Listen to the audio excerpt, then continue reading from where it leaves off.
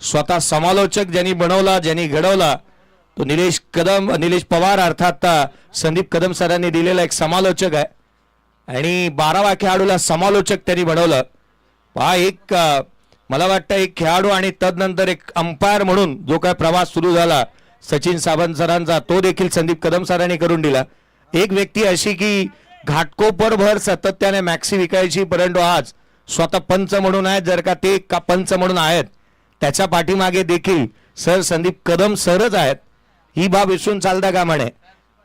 खरं तर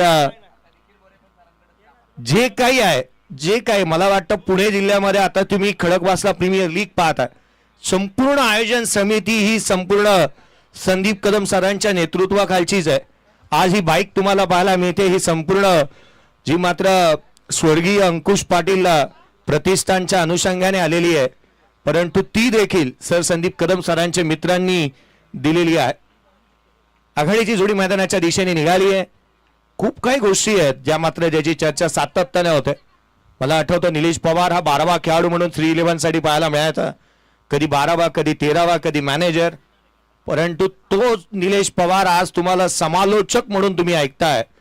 ज्या निलेश पवारला तुम्ही सर म्हणून संबोधताय, निलेश पवारचा सर करण्यामागे देखील सर संदीप कदमच आहे।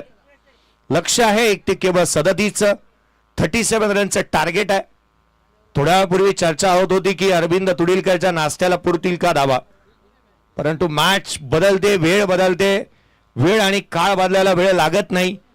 या सामन्यामध्ये काय घडणार काय बिघडणार सर्वाधिक महत्त्व